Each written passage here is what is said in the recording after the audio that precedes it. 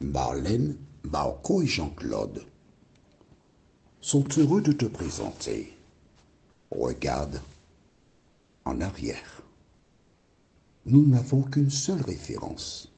Elle se trouve au livre de Luc chapitre 9, versets 57 à 62.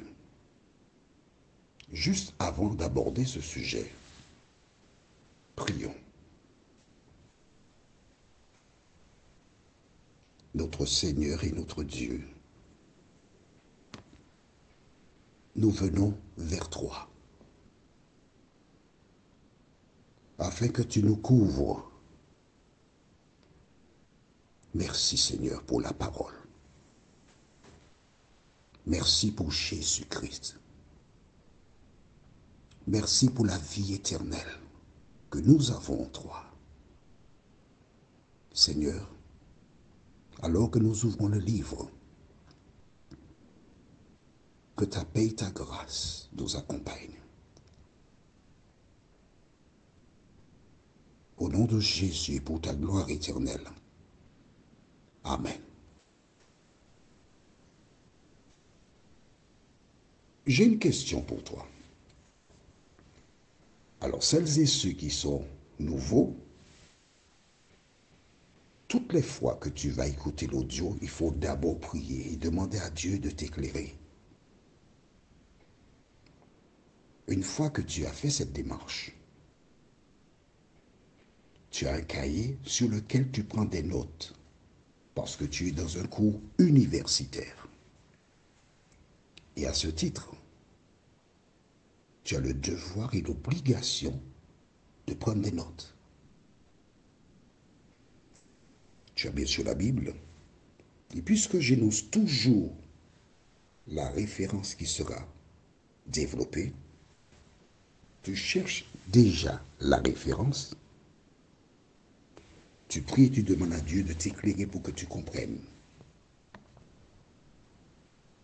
Si tu n'as pas eu le temps de noter tout ce qui t'a interpellé, tu écoutes l'audio une deuxième fois, voire une troisième. D'accord? Ma question est la suivante. Pourquoi la femme de l'eau a-t-elle été changée en statue de sel? Pendant que tu réfléchis, je lis à nouveau Genèse 19 et du verset 23 à 26. Le soleil se levait sur la terre lorsque l'eau entra dans Sorar. Alors l'Éternel fit pleuvoir du ciel sur Sodome et sur Gomorrhe du soufre et du feu de par l'Éternel. Il détruisit ces villes, toute la plaine et tous les habitants des villes et les plantes de la terre. La femme de l'eau regarda en arrière et elle devint une statue de sel. Quand tu lis cela, tu te poses une question. Pourquoi est-elle devenue une statue de sel?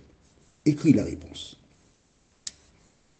Je rappelle que tu n'es pas là pour gober, mais pour étudier, pour écouter, pour analyser, pour comprendre. C'est comme ça que tu arrives à connaître Jésus. Il ne faut pas t'asseoir pour écouter quelqu'un parler et puis dire, bon, ben c'est ça, c'est ça. Non, non, non, non, non. Il faut prendre ton temps. D'accord? Alors, as-tu trouvé la réponse? Elle est devenue une statue de sel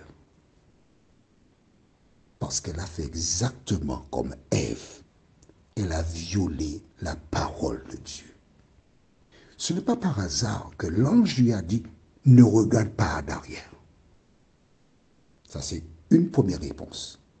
Maintenant, tu vas découvrir la deuxième réponse. Nous prenons la référence du jour qui se trouve dans le livre de Luc, chapitre 9. Luc 9, les versets 57 à 62.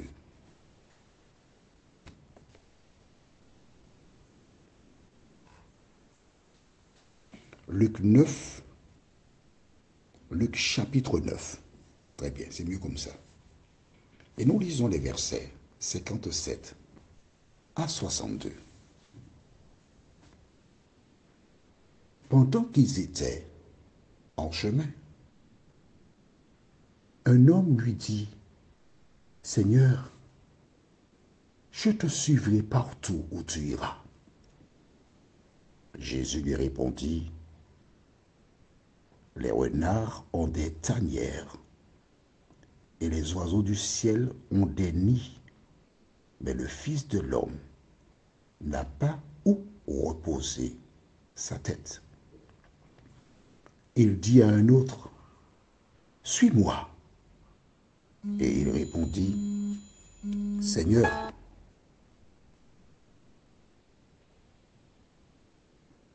permets-moi d'aller d'abord ensevelir mon Père. » Mais Jésus lui dit, « Laisse les morts ensevelir leurs morts, et toi, va annoncer le royaume de Dieu. » Un autre dit, « Je te suivrai, Seigneur, mais permets-moi d'aller d'abord prendre congé de ceux de ma maison. » Jésus lui répondit, « Quiconque met la main à la charrue et regarde en arrière n'est pas propre au royaume de Dieu. » Je lis pour toi cette dernière référence.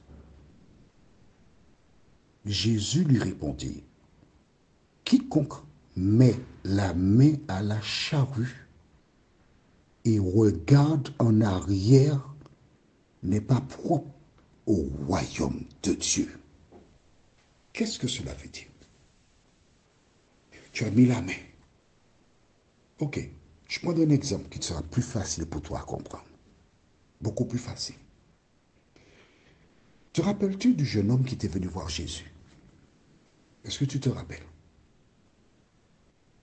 Ah, nous avons de nouvelles personnes qui n'ont pas cette information-là. Oh là là, comment on va faire ça? Bon, écoutez, non, je ne peux pas te laisser partir comme ça. Non, il faut que tu comprennes ça, parce que c'est trop important. C'est trop important. C'est fondamental, ça. Ok, on va aller dans le livre de Marc, chapitre 10. Marc, chapitre 10. On y va, c'est tout près. Nous sommes dans le livre de Luc, enfin, Marc, chapitre 10. Pour que tu comprennes ce que nous venons de lire. D'accord? Marc 10. Tu as trouvé? Marc 10. On va lire à partir du verset 17. C'est bon? On était prêts. Donc, tu as trouvé? On a le temps. Je respecte toujours le cadre horaire. Marc 10, on lit à partir du verset 17. Comme Jésus se mettait en chemin, un homme accourut et se jetant à genoux devant lui, « Bon maître, lui demanda-t-il, que dois-je faire pour hériter la vie éternelle? » Jésus lui dit, « Pourquoi m'appelles-tu bon? Il n'y a de bon que Dieu seul. Tu connais les commandements. Tu ne commettras point d'adultère, tu ne tueras point, tu ne déroberas point, tu ne diras point de faux témoignages, tu ne feras tort à personne, honore ton père et ta mère. » Et lui répondit, « Maître, j'ai observé toutes ces choses dès ma jeunesse. » Jésus l'ayant regardé, l'aima et lui dit, « Il te manque une chose. Va, vends tout ce que tu as, donne-le aux pauvres, et tu auras un trésor dans le ciel. » Voilà ce que Jésus lui dit. Vends tout ce que tu as, donne-le aux pauvres, et tu auras un trésor dans le ciel. Il est venu pour savoir ce qu'il doit faire pour être sauvé. Jésus lui donne la réponse. Il a mis la main à la charrue. Il dit bien à Jésus, mais j'ai fait toutes ces choses. Donc il a déjà mis la main à la charrue. Mais que me manque-t-il encore? Et Jésus lui dit, va, vends tout ce que tu possèdes, donne-le aux pauvres, et tu auras un trésor dans le ciel. Que fit ce jeune homme? Lisons maintenant la suite. Verset 22. Mais affligé de cette parole, cet homme s'en alla tout triste, car il avait de grands biens. Malheureux, triste, si près du salut, si près de la vie éternelle qu'il voulait, et il a perdu pour les biens de ce monde. C'est pourquoi Jésus déclara dans Luc, chapitre 9, au verset 62, quiconque met la main à la charrue et regarde en arrière n'est pas propre au royaume de Dieu. La femme de l'eau, elle a regardé en arrière. Et c'est ainsi qu'elle devint une statue de sel, perdue, si près du salut, mais perdue, parce que son cœur était encore attaché dans Sodome et Gomorrhe. Toi qui m'écoutes, où est ton cœur? Toi qui écoutes et qui vois, qui comprends tout ce que je dis, que fais-tu de la parole? Prions. Notre Seigneur et notre Dieu, merci pour Jésus. Merci pour ton amour. Merci pour la grâce. Merci pour le salut. Merci pour la parole qui nous rappelle que le salut est proche. Et une fois que nous avons déjà compris qui est Jésus, nous lui avons donné notre cœur, notre seul devoir consiste à marcher selon la parole. Seigneur, malheureusement, plusieurs qui ont mis la main à la charrue, plusieurs comme cet homme riche, et d'autres qui sont pauvres, qui comprennent, qui entendent, mais qui décident de faire le contraire de la parole. Seigneur, merci. Merci Seigneur de nous venir en aide. Fais-nous du bien dans tous les domaines de la vie. Assiste-nous. Nous t'avons prié, non pas parce que nous en sommes dignes, Seigneur, non. Nous sommes de faibles pécheurs, mais nous t'avons prié au nom de Jésus et pour ta gloire éternelle. Amen. Que l'Éternel continue de te garder et te bénir. Et il me tarde de te retrouver pour notre prochaine étude qui s'intitule « Il te dominera ». La référence est Genèse 3, le verset 16. « Il te dominera ». La référence biblique, Genèse 3, verset 16. Que l'Éternel continue de te bénir et compte sur lui, parce qu'il n'abandonne jamais ses enfants.